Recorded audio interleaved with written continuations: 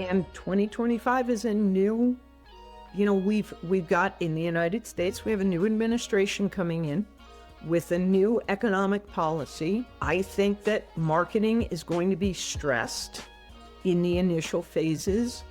If tariffs come into play, and I have no reason to question, if the president-elect says we're doing tariffs, I would say we're doing tariffs. Yeah. So if companies haven't planned for that, if they haven't figured out how to increase their pricing in a way that they don't lose customers, they could lose market share. They could lose revenue. And if they lose market share and they lose revenue, who are they going to point at? First place to point would be marketing, right?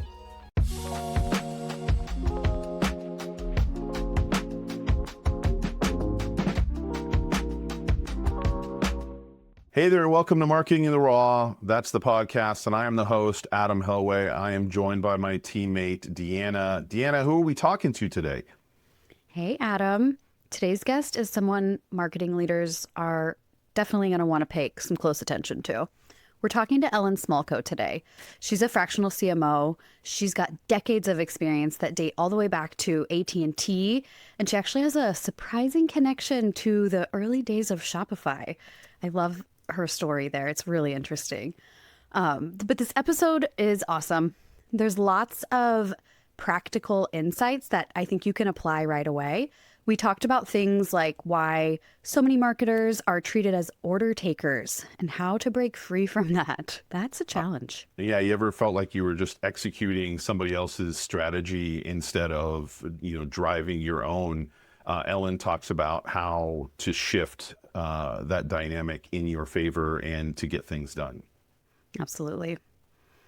And then she's also touches on the role of AI in marketing to actually leverage it to move the needle. So it's not just about content creation. Ellen talks more about how it's a data-driven decision-making tool.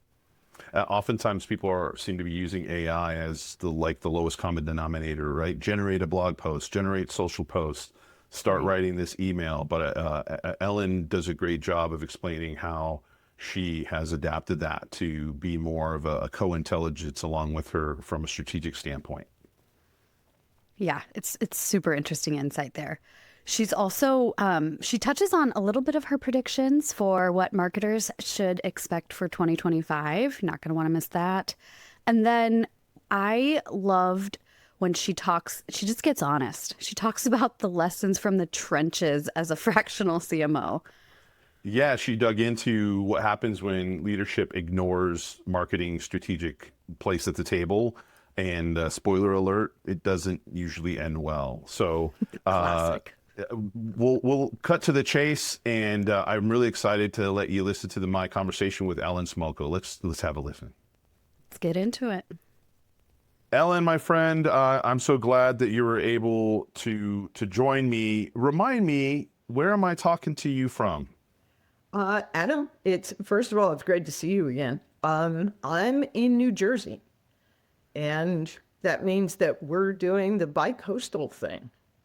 Is it? We had a teammate who recently went to New York for the week, and she was talking about how she wanted to be there during sort of the Christmas time, which is when we're recording this. And you could see in all the photos she had a beanie, and she's all bundled up and all that. So my brain, being a Californian, I always think of anything in the East Coast as being potentially snowy and cold. Is that what you're experiencing out there? Actually, this morning we had the warm front come in.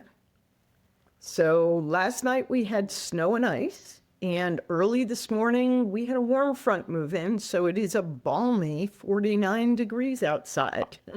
I was about to say the warm front. Well, interestingly enough, is over here it's 55 degrees at the high today. So we're actually not too far. Exactly. Well, so thank you for joining me from the East Coast. I want to get to know you more. You and I have had some great conversation in the past, and really clicked on a number of fronts. And I want to give the listeners an opportunity to do that too, as I learn even more about you. But tell me a little bit about, how did you get started in marketing? I know you've only been doing it for a couple of years, right? Yeah, just a couple decades. just a couple. No, actually, I am for lack of a better word, I'm a lifelong committed marketer. I didn't major in marketing in college or grad school. I majored in business management, but, had the secondary concentration of marketing. And I realized really early in my educational career that what marketing is really business. It's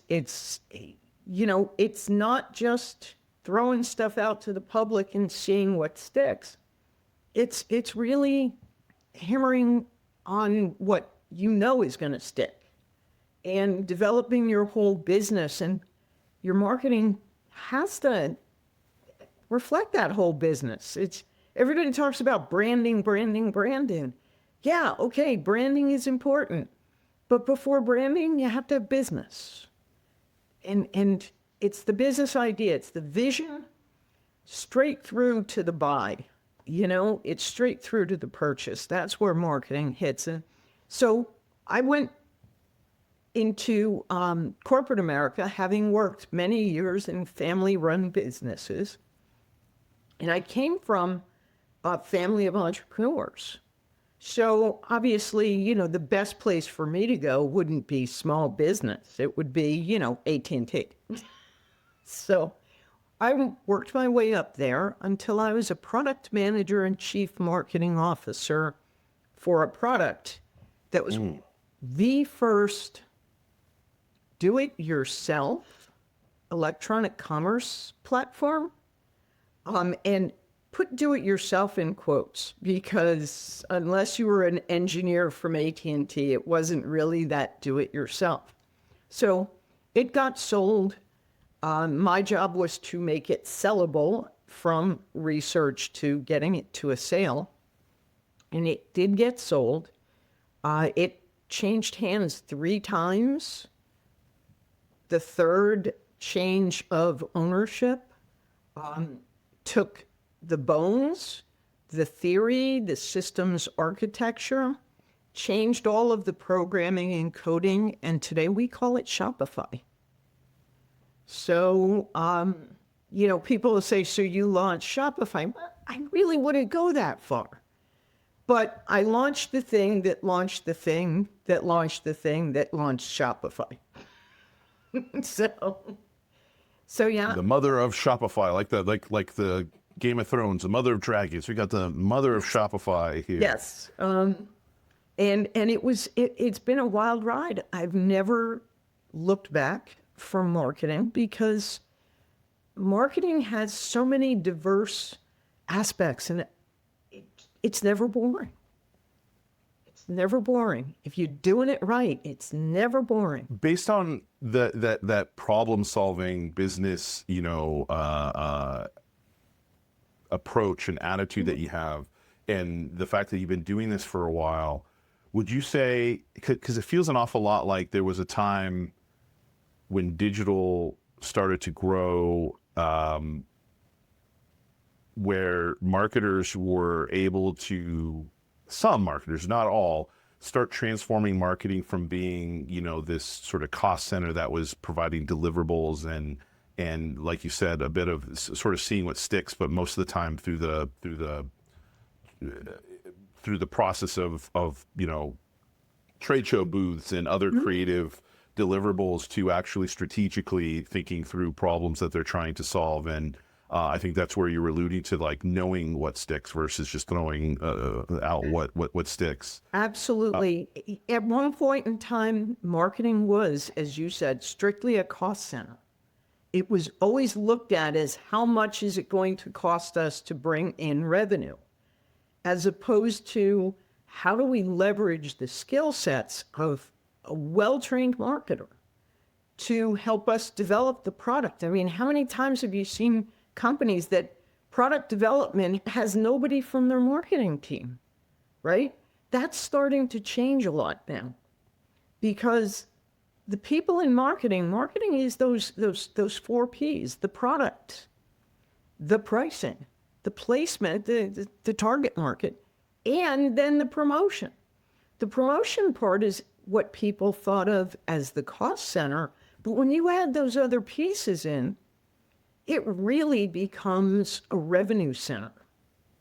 So, and if not a profit center, I don't want to go to the point of saying marketing is the profit center, because I don't want to insult people in sales. But it should have an impact. I mean, we've experienced, there's always the conversation of sales and marketing being siloed or having some division there, where obviously there's a lot of collaboration that should be happening, Yes. and one influences the other.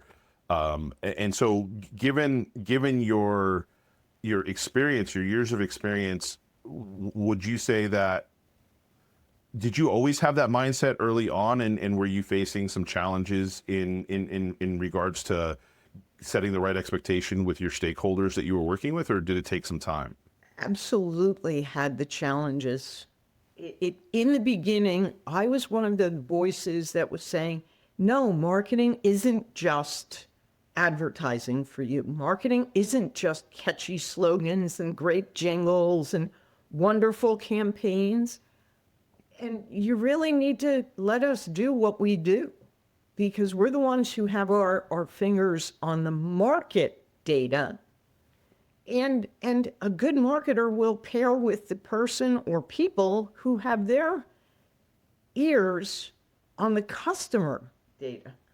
Mm-hmm. So the ones who are hearing stuff. And and I've always been someone who, when sales said, oh, there's that marketing sales thing where our sales are down, whose fault is it? Theirs. Right? Right? I've always been the person saying, okay, maybe it's mine, but let's talk about what you're hearing so that I can stop being the one who's dragging the revenue down. And that's really the attitude that I think caught the attention of the people that I reported to and gave me the ability to advance so quickly in the field.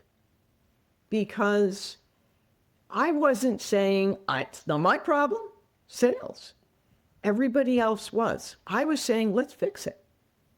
Let's fix it. I don't care whose fault it is. Blame doesn't fix anything, right? So, but recently we're starting to see more and more of that attitude. Unfortunately, we're also seeing people who see the trend, but they don't really understand the taking an owner or leader's vision through a product development, through a pricing study. They may not even have the ability to do pricing strategies. They may think cost plus is, the bomb, and it does bomb, But, people say, oh, I know how to do value-based pricing. And when I get into a conversation with them, I'm like, no, please, let's sit down. Let me teach you how to do real value-based pricing.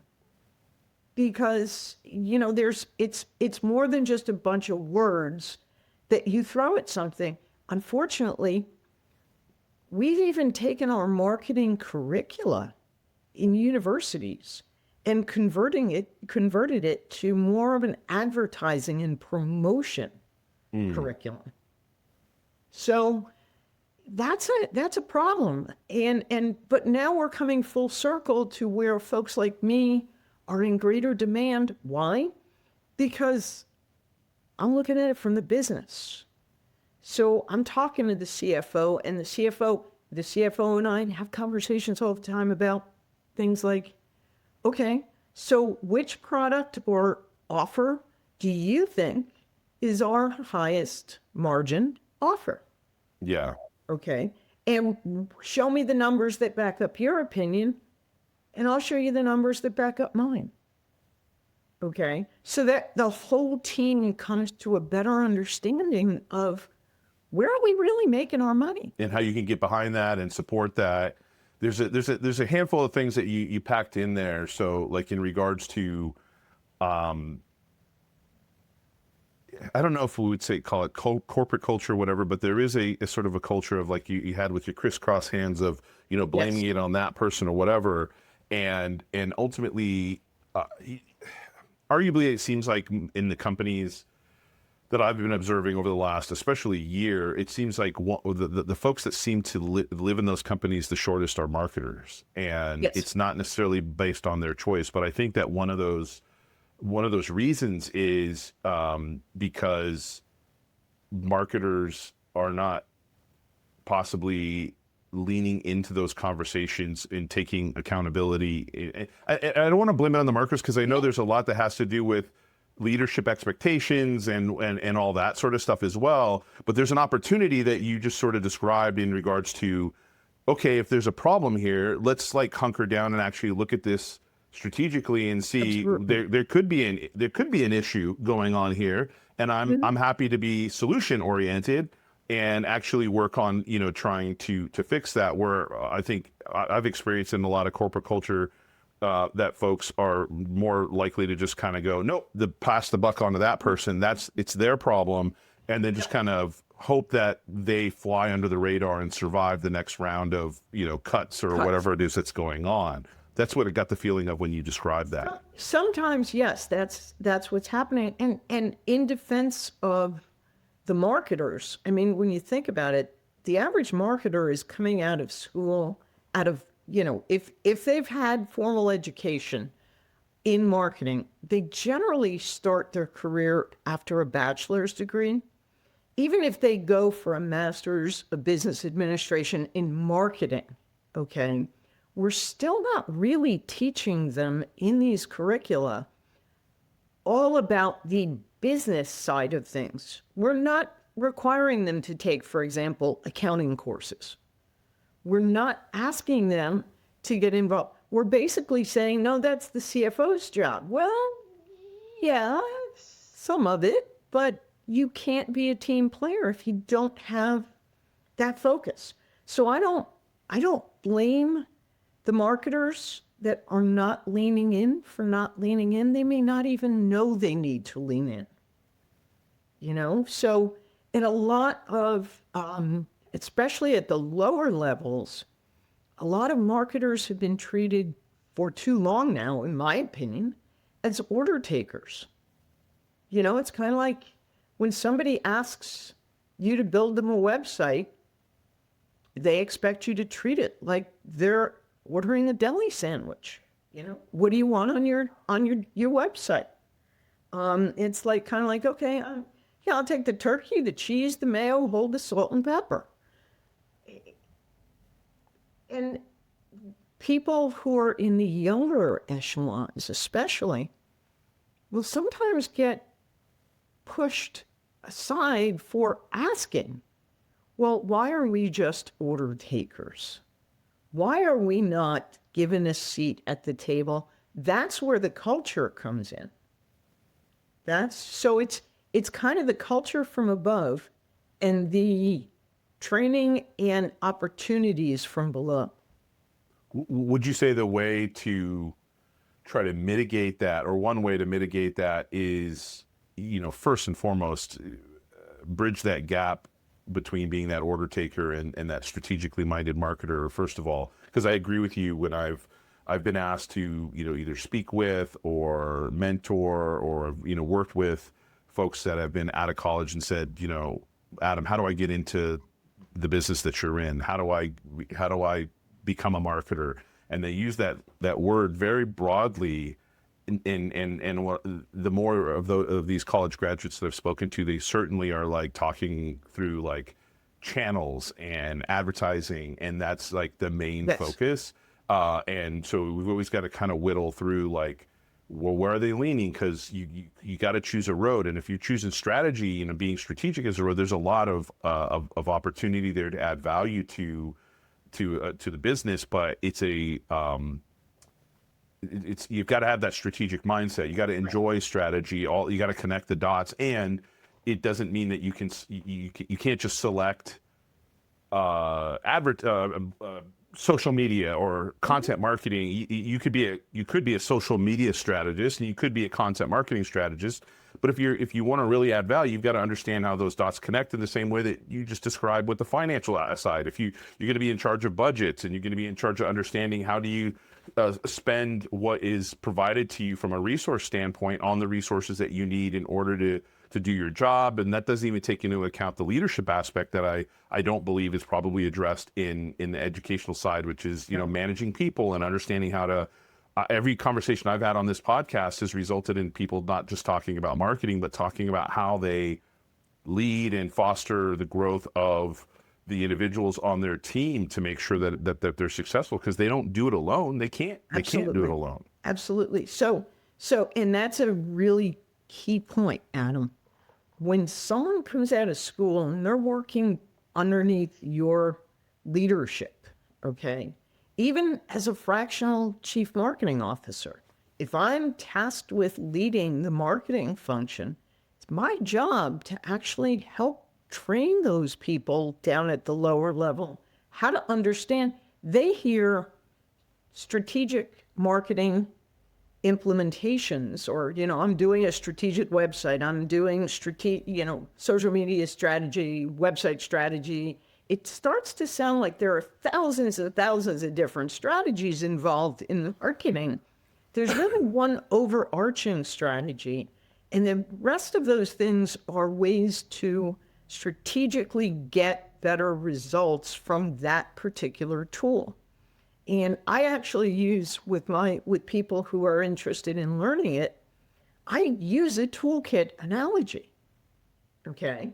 And I will tell them, all right, let's say in your toolkit, you only have 3 tools. You have a screwdriver, a pair of pliers, and a hammer. And I task you with hanging a picture on a wall. Well, clearly, most people would reach for the hammer. What happens if you reach for the hammer and it breaks? Uh-oh, right? Do I have to go buy a new hammer before I can hang the picture? Well, not necessarily. You could take that pair of pliers and turn it to the side, tap the nail into the wall, hang the picture, then go buy your new hammer and get a better one, because they never really shouldn't break that easily. Yeah, no, I mean, people who are in the lead should really, in my opinion, when I'm leading, I want to teach people who are following me so well that I put myself out of business. I've not managed to do that in 23 years. So, but if somebody comes up to me and says, hey, you've done such a great job of training up my marketing department, I really don't think we need you as a fractional CMO anymore. Okay. It frees me up for my next opportunity. It gives me the excitement that back in my life, I'm not, the permanent chief marketing officer. If I wanted to be that, I'd be that. Well, and that's the thing we haven't actually shared with everybody yet, right? So you talked about at AT&T and you've worked at a number of different other places, but right now, and for how long have you been a fractional CMO? I mean, I know the term seems relatively new for most folks in regards to the last 5 to 10 years, but you've been working as a fractional CMO for how long now? Okay, the short answer is since 2007. Okay.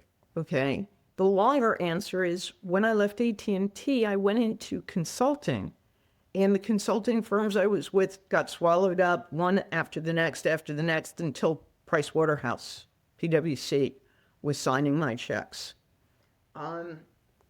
And that gave me really the vision. That's where I really saw that the marketing team needed someone who understood all those marketing tactics that were starting to come out. Okay. It wasn't just one channel or this. It wasn't just print or digital. We had all kinds of different things coming out. And you needed someone who understood all of those things well enough to be able to integrate them into the business, but they also needed to understand the business goals well enough. So that's really where that chief marketing officer vision totally solidified. And when I came out, when I started working for myself and Foresight Performance, I literally developed a full service agency. We did broadcast ads. We did radio ads. We did XM and Sirius ads. And at that time, there were two different platforms. Okay. So we did a whole bunch of things. Okay. But my role increasingly up to 2007, all I was doing was being the visionary, the marketing visionary, the fractional chief marketing officer for each of my clients. But I called it consulting. Okay. So really, fractional chief marketing officers, I can't speak for CFOs or any others, but fractional chief marketing officer is a role that I think has been under definition and refinement for a bunch of years. And it is beyond just, I do digital marketing. I specialize in digital marketing. I can manage and direct and run your digital marketing. Give me your digital marketing budget. I'll get you a better return on your investment.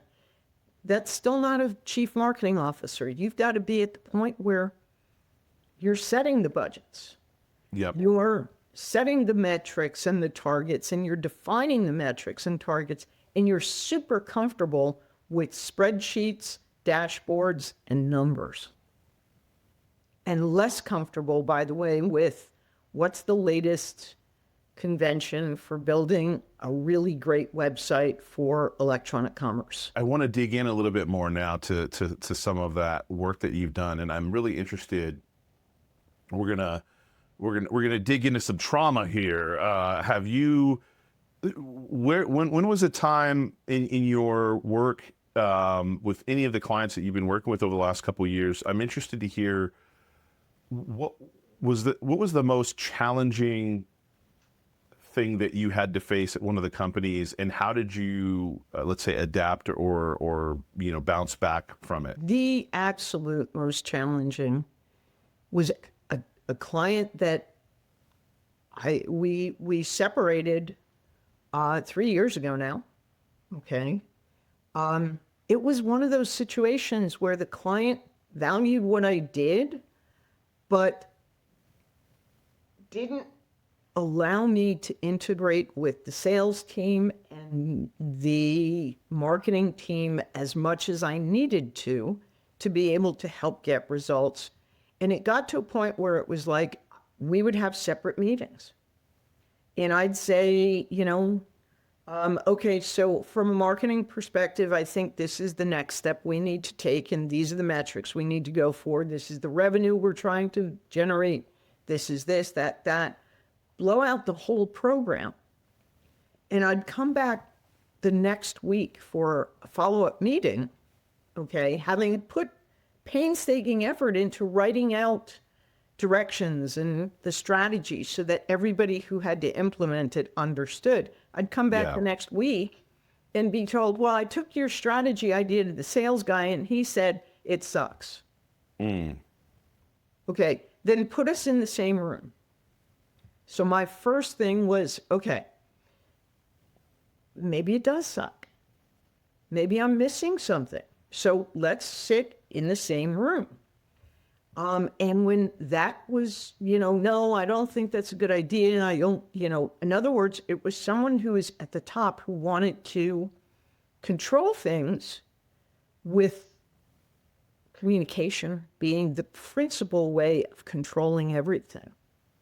And the CEO or whoever that you were working with, yes, you're saying? The CEO that I was working with at the time was the one who wanted to play telephone. Okay. And they didn't have any expertise in either sales or marketing. Okay.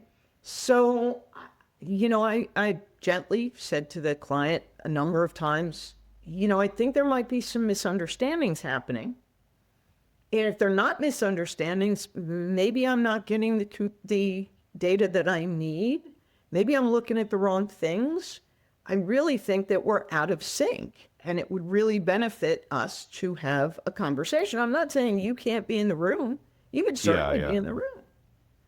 And it was like, well, no, I really don't like when my permanent staff members are interacting in that way with the consultants.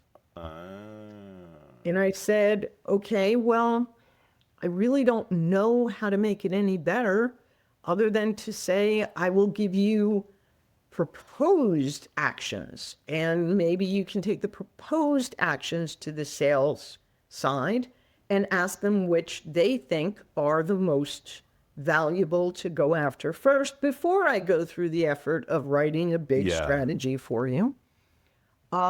It got to the point where I honestly just said, we fixed everything we could fix on the marketing side. It was either a sales issue that the sales vice president was not willing to own, or it was a lack of communication that was going to make this fail forever. And about this time of year, actually, I tried to sit down with the CEO beginning in October to talk about my contract for the following year. Yeah. And eventually, when we finally sat down, it was literally this time of year, the middle of December. And I said to her, she said, you know, I know you want to talk about your contract, and we've been considering this and that and the other thing. And we really don't think that it is financially feasible to be able to keep moving forward with your contract. They said, okay, that's a good thing, because I wasn't going to offer you a contract, which is what I've been trying to tell you since October. I'm happy to refer somebody else in. She said, no, the sales vice president thinks that he can handle it on his own. Okay. I've read that story before. I know what you're talking about. And so at that point, it sounds like there was a few things that you attempted to do to sort of recover it. Like what I heard you talk about was, you know, there's the CEO who wants to put his fingerprint on everything, and for whatever reason has that philosophy from a communication standpoint of being the barrier between consultants that arguably you're the only person who is supposed to be fully responsible for what you're providing them. And you were taking the approach that you described earlier of helping to drive the every possible thing you could think of that's going to help for the growth of the company. Whereas he was sort of taking it as, give me a list of all the things you recommend, and we're going to go see how it feels. And then when they go to the sales person, right, that person's internal, so they've got, in the hierarchy of things, they're higher up than you, they're internal, and the CEO was probably very unlikely. It was very unlikely she had the capability of translating what you were, sharing with her, to this individual. So it's hard to.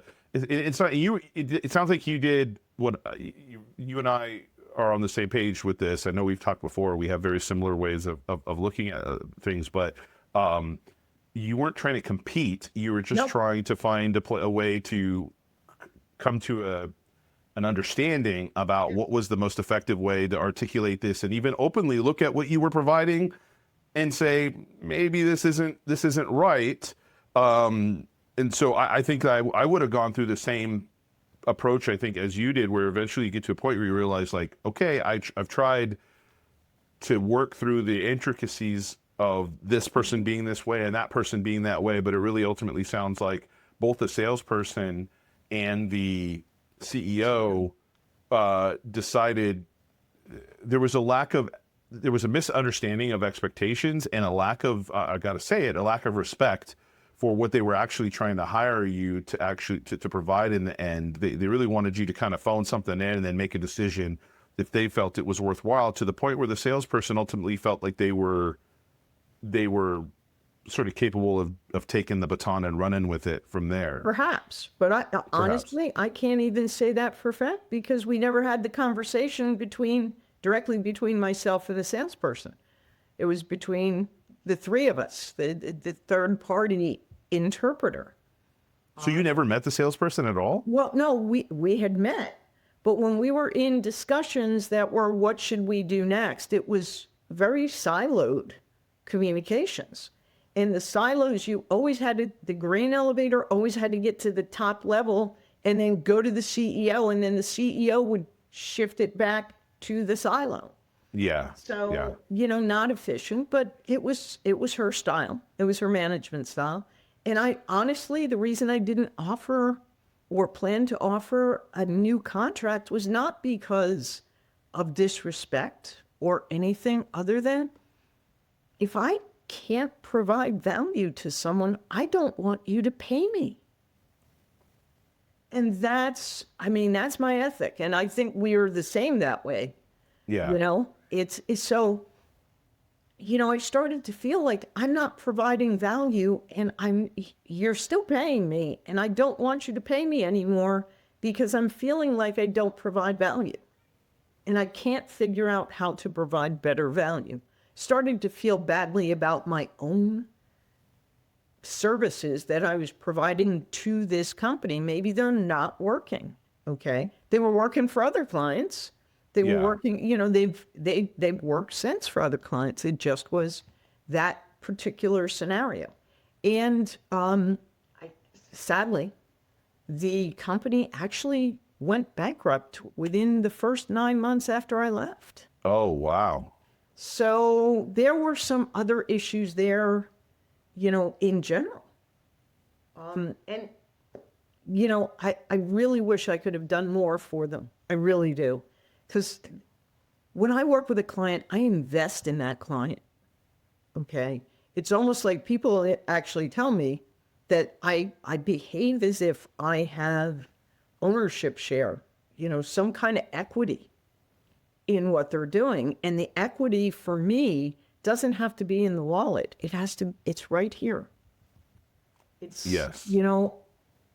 If I believe, I don't work with everybody who approaches me. If I believe in what you're doing and I'm going to work for you and with you, I want you to succeed.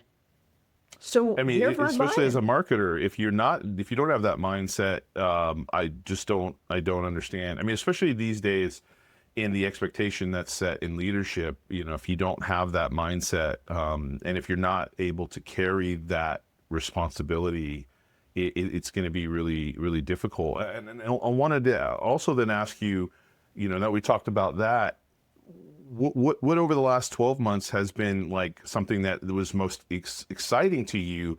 And, was there anything where you were going to do something in one way, and then once everything kicked off, you actually found some really surprising, not necessarily results, but something surprising happened from it, especially given how much context that you have over the course of your, like you said, over a couple decades, you've seen marketing change. I've not been doing it so Secret Sushi's been around for 18 years right now. So gosh, I guess technically it's, between that and my previous positions, it's been a couple decades. I didn't even realize that until I said it right now.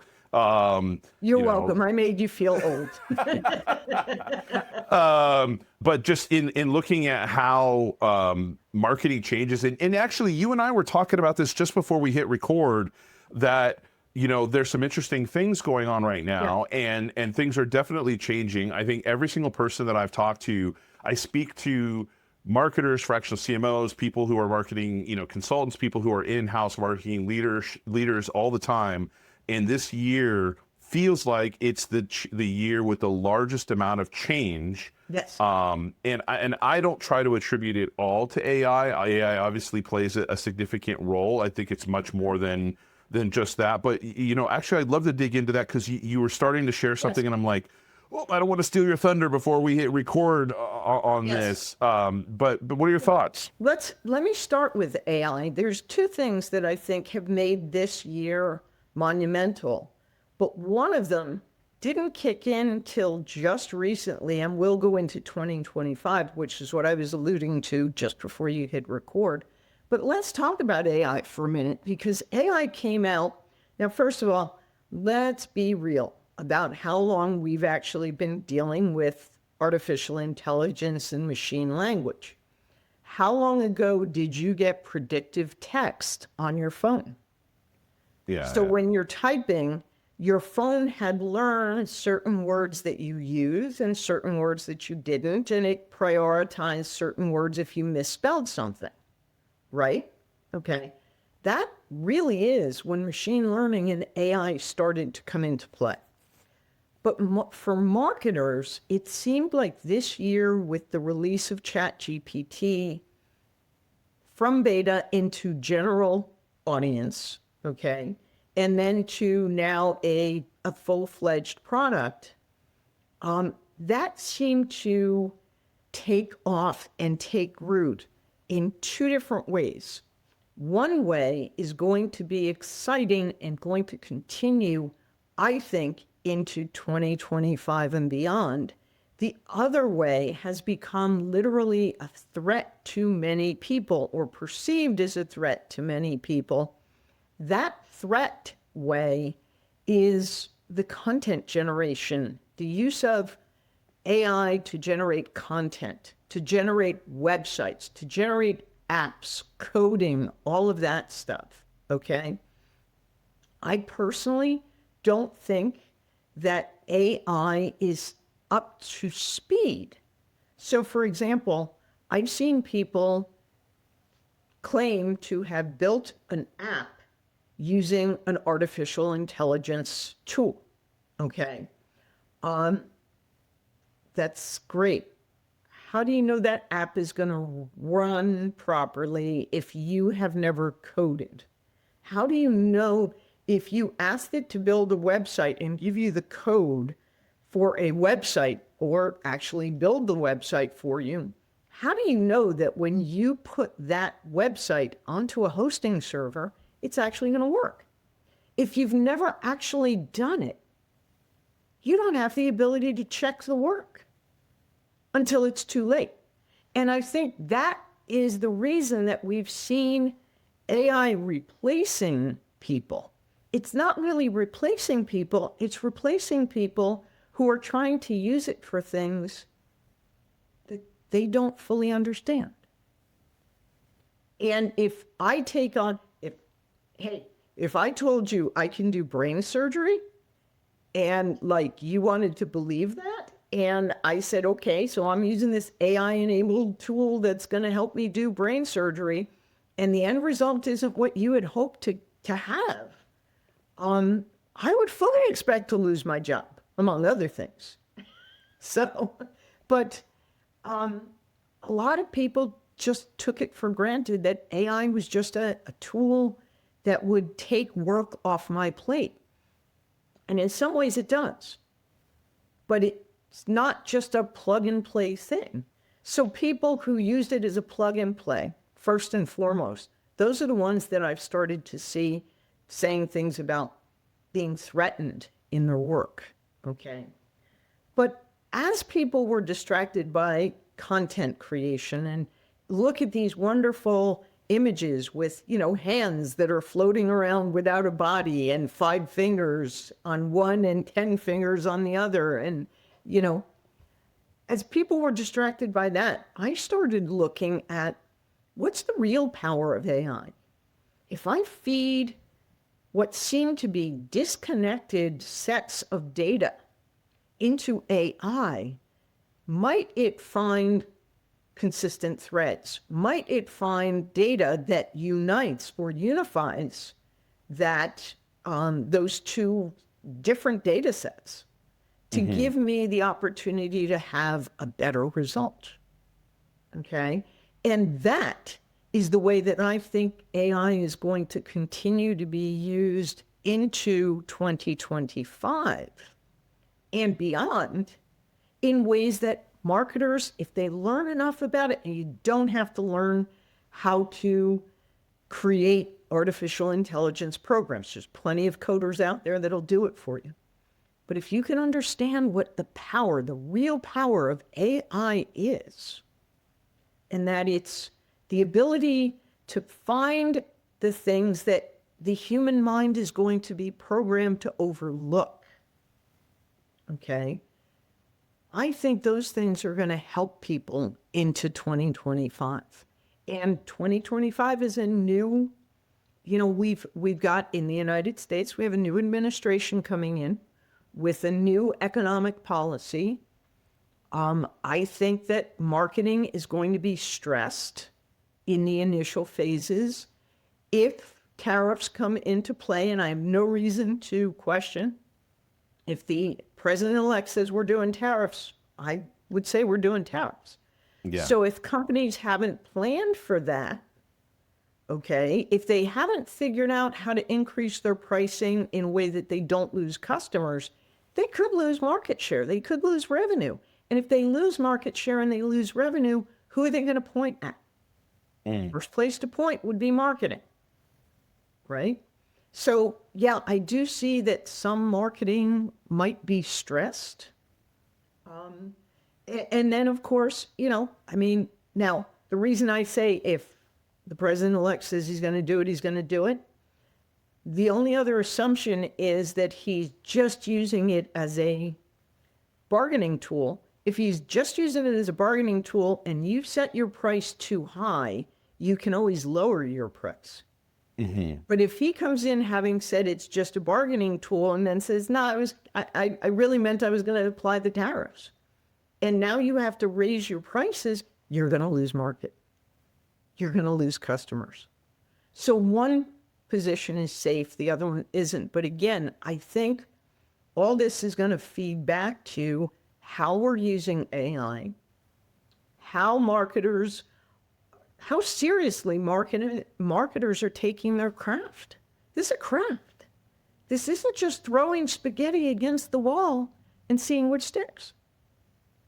And I think the better people get at treating it like a true business discipline and real profit-driving center, the more respect marketing is going to get in companies in general. Well, and even in addition to that, you mentioned a couple things that lean in the direction of,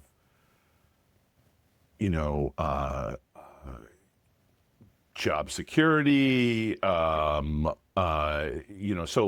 for instance, like with the tariff thing, if you're prepared for it and you're prepared from a marketing standpoint, and you think about that from a marketing standpoint, then you're prepared just in case. You don't know, right? But the writing's on the wall, and as you're doing your strategic planning, that's what has been announced and said. So how's that going to impact you in the way that anything else, any other market conditions would impact you? How might that impact your competitors? Depending on if maybe your prices aren't impacted, but your competitors are. So how can you leverage that, to your advantage and just have something ready, prepared?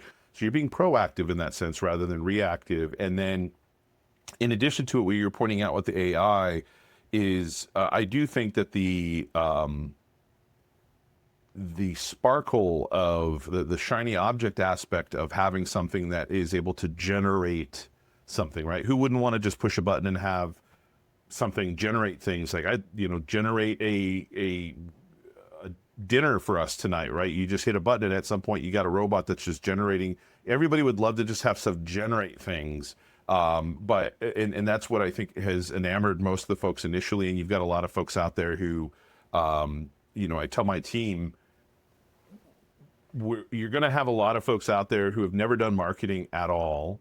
Yep. And who said, well, now we have this tool that I can go and I can write an ebook for somebody very easily, or I can, like you said, code up an app or do this other thing using generative AI.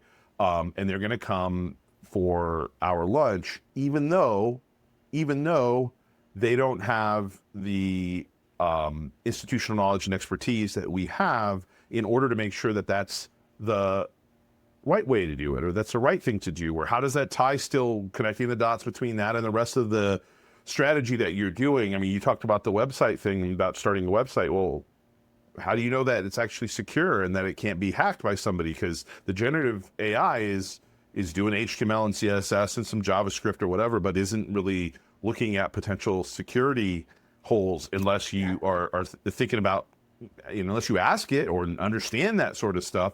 And so having the advantage of utilizing the sort of cognitive augmentation that can come with having I always say, like, you want to look at it like it's an intern or, somebody who's junior that you would rely on to do some things, but you're always going to trust but verify, trust but verify, trust but verify. And if you don't have the ability to verify, don't trust it. Right. And so if you're having it work on generating, looking in data like you just described, it could look at, some patterns in the data, or maybe pay attention to something you're not aware of. But arguably, it could just do things you would normally have to do and spend an hour, 2 hours, 3 hours of time in 10 minutes, and now you get to spend your time doing other more meaningful stuff. So for instance, for us, our position as an agency, as we have expanded to do, everything we do has some potential force multiplier related to AI that we could apply to it. Everybody is going to at some point, but we also have sort of an AI forward philosophy as well, where we have AI specific services and AI specific things we're offering.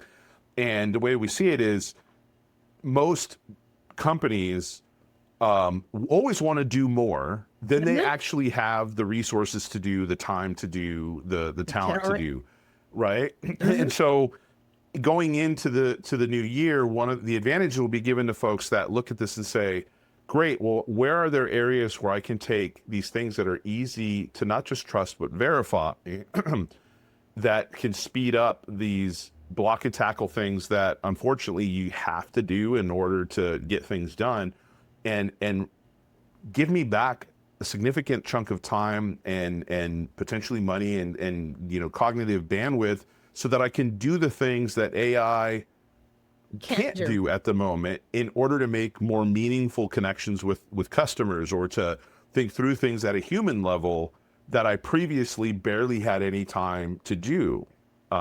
It's definitely going to set us apart when we're it's meaning, if you take that approach, it has the opportunity to set you apart, because if you care about your customer more, and that's able to be something you infuse into your business because it feels like you know them more, and you're providing better pricing or product or messaging or whatever outreach, you're going to win. I mean, almost no matter what, you're going to end up winning. So I definitely agree with you that there's going to be a lot of folks out there that are just going to be fly by night. I'm going to create videos and ebooks and all this stuff using these AI tools for people, and I'm going to make a bunch of money. I think it's very temporary, and I think those folks, the folks utilizing that service, will eventually find out that that's not really providing them ultimately with any value, and therefore we need to recognize as marketers, especially those that approach it in the way that you're talking about, that are strategically minded, connecting the dots, paying attention, all that, and those that have institutional knowledge of a decade or two or three in the market, or in the industry, to take that talent and apply it towards these tools. You cannot beat that at the moment at all. No, and I think, you don't necessarily have to have decades of experience doing something. You have to know something well enough to provide value consulting on that thing. I know people that are just writing, canned prompts in AI, and they're lending them to people, or selling them to people. Use this prompt and it's going to, wave a magic wand. Well, great. Maybe it does wave a magic wand. But if you understand whether or not that magic wand produces a rabbit out of your hat, or something you really didn't want to pull out of your hat, you're going to be much better off. And I think that marketers in general that want to stay employed and continue to climb in corporate circles are going to have to learn how to use these tools in creative, novel ways. Not what the crowd is doing. Not what the crowd. When the crowd was saying, I'm writing an ebook, I'm like, yeah, good luck with that. Let me know how it works. Let me know how it works. Meantime, I'm comparing information from two different dashboards and pulling it into a third dashboard, so that you know what's working or what's not working. And, that's the kind of creativity. AI gives you the opportunity to offload the simple so that you can shine And if you take advantage of AI to do the things that are mundane so that you do shine, I don't think we're going to see, those people will see the tumult that is coming in 2025. But I do think that if there are significant challenges, if inflation goes back up, if pricing has to go up, if companies start to lose customers in numbers higher than just a typical churn rate, then I think what's going to happen is they're going to start looking hard at marketing departments and say, yeah, this group of people in the department added value to the company, and this group created ebooks. So, again, if, people who are out there in marketing, take heart. AI is not going to take over your job if you stay one step ahead of it. Yeah. And I think that's the other thing here as we get, close to the end is, marketing over the last, as soon as the internet came about, not long after that, I think marketing has turned into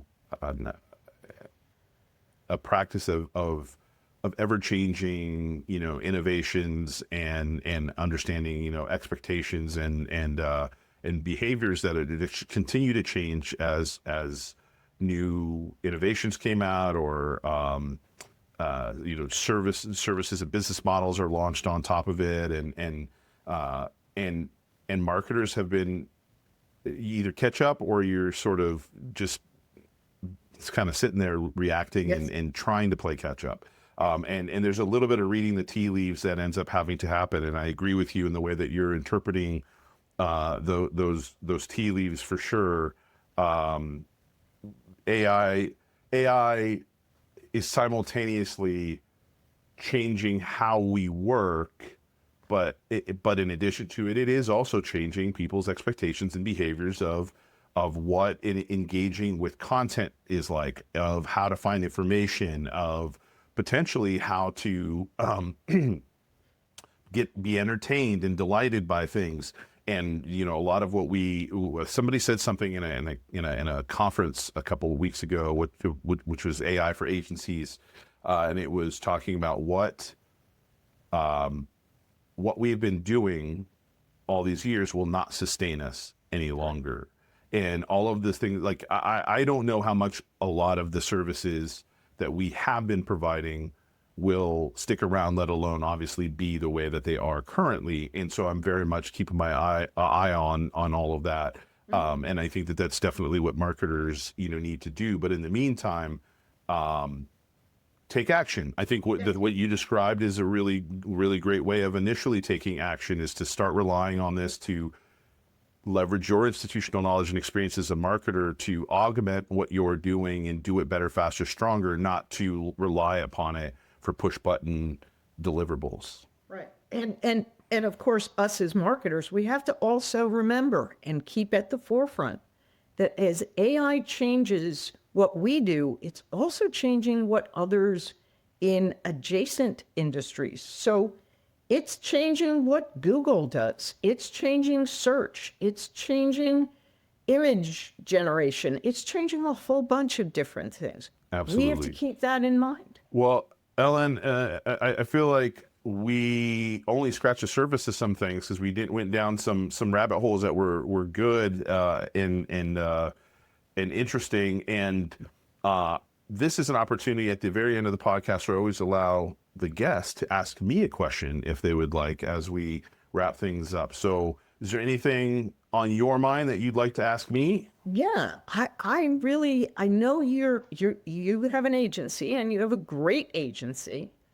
How is the current, whether it's AI, whether it's the economy, whether it's whatever, how are attitudes at companies affecting your agency? It's a great question because I feel we've seen the most noticeable effects in the last year in our agency.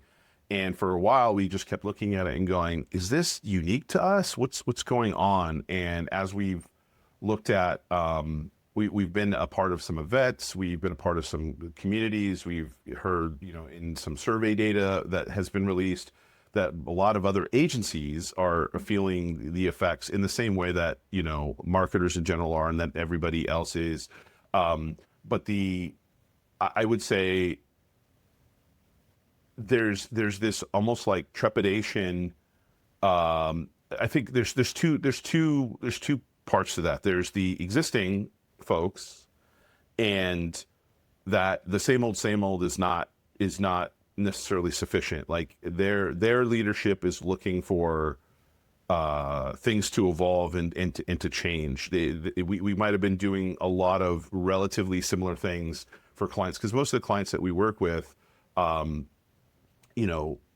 worked with us for 2 to 3 years at a time. So we're working with folks for a pretty long time. We get to know them really well. And we see things, just attitudes in the executive suite over time change, and therefore roll down to discussions that we're having, solving bigger problems, to go beyond certain block and tackle things and think, like you said, more sort of creatively and things than even ever before. So that's one part of it. And then on the like I call it new customer side, or looking for new prospects and new customers to work with, I think things are so in flux for them that even when it comes to creating a relationship with a new agency or resource such as us, they are less likely to go for because we're full service and that sort of thing. We don't tend to necessarily come in that often we don't need to with like this little project here, this little project. Normally we come in as a broader marketing partner for folks that we're working with them, their team, their other agencies, whatever.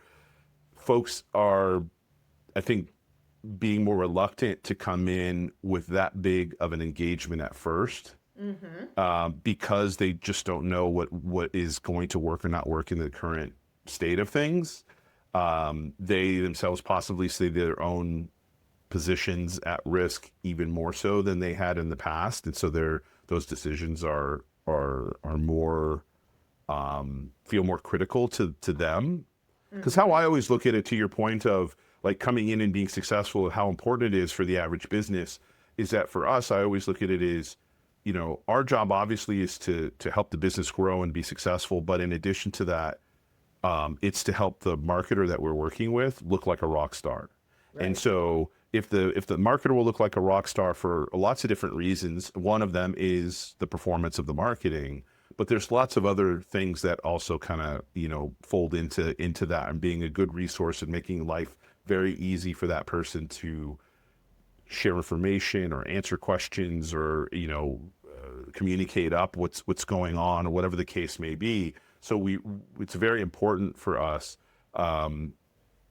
And yeah, I think that's what I'm seeing right now. How about you, given the fact that, you're working with multiple companies? And actually, it's funny that that's what you said, because that is pervasive across the industry right now. It's pervasive not just with us, but with other. I'm seeing clients who are saying, here's the box that I offer, and the box is X $1,000s a month, and it's because I work with a lot of fractions, right? Yep. So it's X $1,000s a month, and I've been doing a lot of productization so that there's a small bite at the apple. And basically, yep. I'm sure I'm preaching to the choir on this one, because the level of success that you guys have and the work that you do, I know that you know this, so please don't think that I'm saying this. No, not at all. But, you want to give them a bite at the sweetest apple that you can possibly give them, that you're still making a profit on. But you want them to taste the best apple they've ever had, so that now when you say, okay, you only wanted one bite, they go, no, I want to buy a bushel. Yeah. Okay. And that's really, it's across every industry.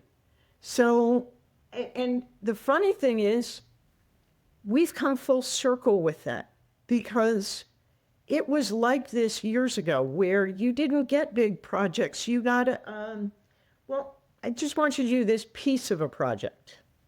And then it was a project. And then you became a trusted advisor and boom, the doors flew open. True. You know? So, but now we're coming full circle. And I think part of that is because too many companies in 2024 might have gotten burned by people who said, I'll take on your content marketing needs, or I'll take on your whatever marketing needs. And they discovered, I know I even had 3 clients that were sued by the New York Times for copyright infringement. Through AI-related stuff, or? AI-related stuff. Ooh. So I think some companies may have gotten burned, and maybe they're a little gun shy. But rest assured, the professionals like you and like me who are like, okay, well, yeah, I got the big box, but you don't have to buy the big box.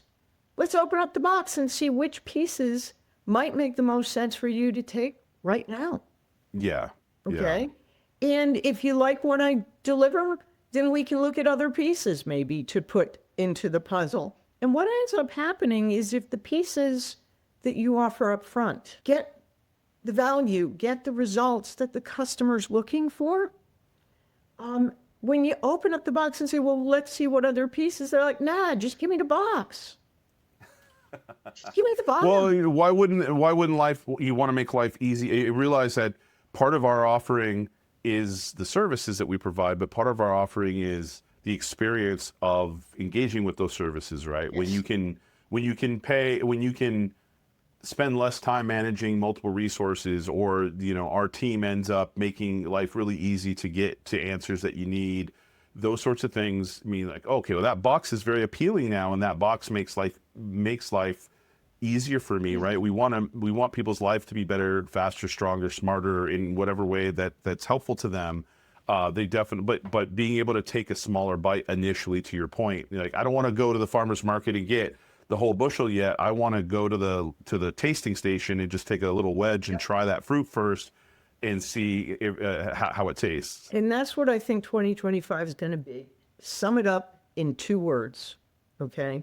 Number 1 is experience, okay? And number 2 is transparency. Especially with AI. Yes. Yes, absolutely. Because if you give a good experience at a small bite, and you're transparent about, you've got other things you could offer, but if they're not ready to take those other things, you're okay if they just take that one bite. Okay? As long as you're transparent, I think you're going to see a lot more success in 2025. Well, from your lips to God's ears, I love that. Ellen, how can people learn more about you? The best way to learn more about me, there's 2 places that they can go. They can go to foresightperformance.com. It's one word, Foresight, F-O-R-E, looking forward. And you can connect with me there, or you can connect with me through LinkedIn, where I share a lot of tips, information, and hopefully valuable advice for not just marketers, but for people who hire marketers. That's awesome. And I hope we get to talk some more. I mean, we really hit it off ahead of this for all kinds of other reasons and everything. And the more that I hear in how your brain works with all of this and everything, the more I enjoy. Again, I think that we're cut from the same cloth, and I hope absolutely I hope that all these things that you just described for 2025 get taken to heart for a lot of people, because I agree with them. Thank you, Ellen, for joining me. Thank you for having me.